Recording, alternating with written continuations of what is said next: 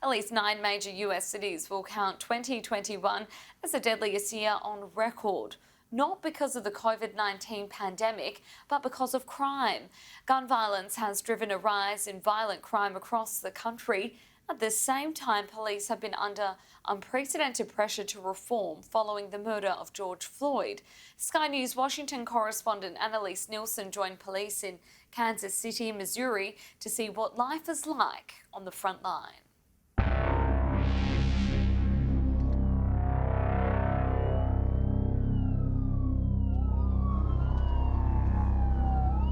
Most major cities saw a huge increase in violent crime, including homicides. Life has never been more dangerous in parts of the United States. At the same time, policing has never been under more scrutiny. I never thought I would see this. Communities caught in the crossfire want to know who is going to protect them. She said, "Legend, he got shot in the head."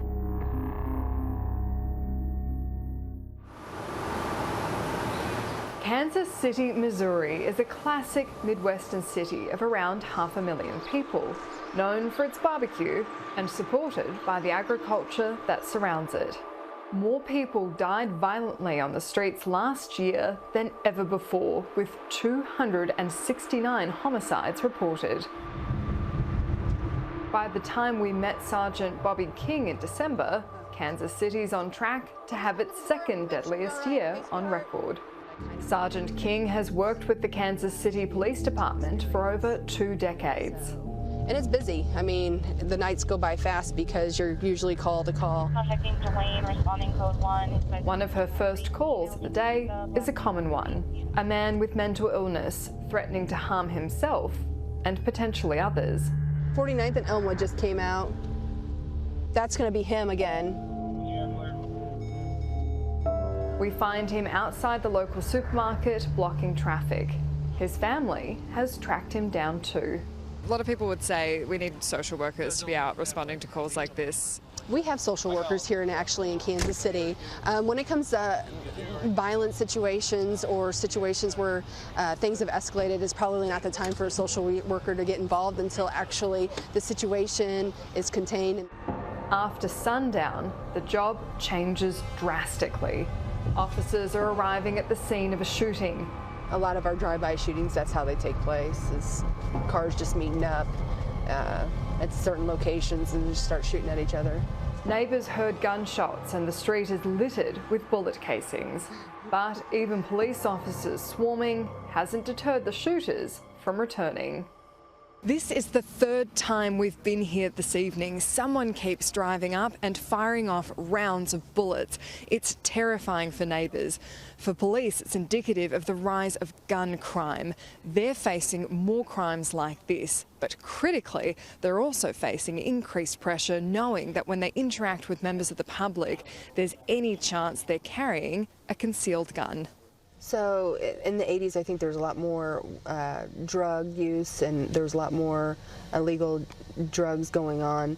And now I feel like it's gone more towards violent crimes and gun violence instead of, you have the drugs there, but now you have the gun violence that's there too. Not only is the job more dangerous, it's under more scrutiny than ever before. Sergeant King herself was attacked during anti-police protests last year. I was struck in the head. There was a lot of officers that were injured that night. Another guy that I work with, he actually got a lacerated liver out of the protests, and he was injured for like 6 months. Yeah, he was out for quite a while. So it was a trying time for sure. Many officers haven't stuck it out. In February of 2020, there were 26 vacancies for police officers in the city.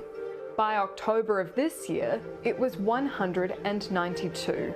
This is not just a Kansas City problem, and it's not just a big city problem. Warrensburg, Missouri is just an hour outside of Kansas City. Police here also say the job has changed dramatically.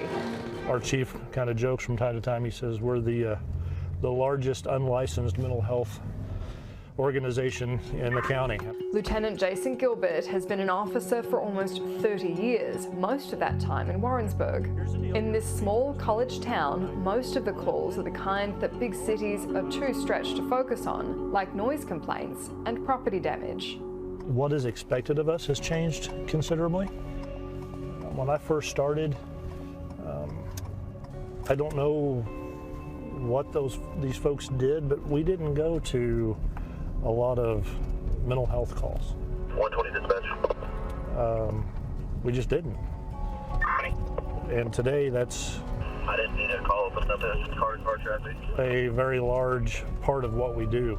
What does make Kansas City stand out from the rest of the country is the fact it did drive down its homicide rate by 25% in the last year. And a lot of that came down to one boy, legend Talaferro. You want a dinosaur birthday? This dinosaur. The little boy was asleep when gunshots rang out, and he was shot in the face in his own bed. They have a glass, like a sliding door, and it's like a wooden patio, so it went through the wooden patio into the glass, and they said he was in a fort. He built a fort out of pillows, and that's where he would sleep at, right in front of that glass window, right in front of the sliding door. Legend's mum Sharon let her 4-year-old stay one extra night with his dad so he could spend time with his new baby stepbrother. She had no idea he'd become the 96th person to be murdered in Kansas City last year. The next time I got to see him was at his funeral. Legend Talaferro's death prompted the Trump administration to launch Operation Legend. Sharon travelled to the White House and found herself pulled into the politically charged national debate over policing. The negative part of it, they were saying I was being used and my son's name is being used, and so it was a lot of negative pushback for it too. But to me, when it comes to my child, I was going to do anything to keep my son's name alive and also to get justice for my son. We had almost 200 extra federal personnel come here and assist us. But some of what we did during that time has lasted here. Like, for instance, we had ATF agents that embedded with some of our investigative units and FBI embedded with some of our investigative. Some of those relationships have stayed today, and they're still embedded. The Justice Department says they made 500 arrests, including 37 murder suspects, and seized 176 firearms through Operation Legend. For Kansas City Police, they say there's a simple conclusion to draw, that they need to be refunded, not defunded. I think it's misguided. I think people want changes in policing, which I think even police will say, hey, we can make some changes. But to start from something or to get rid of it because of one bad incident or one event that happened in the United States, I think that's misguided. I mean, no, somebody getting arrested is not going to bring your child back, but it do bring some type of peace. It's a little closure to know that this person that harmed your child is not walking around with you. Annelise Nielsen, Sky News, Kansas City, Missouri.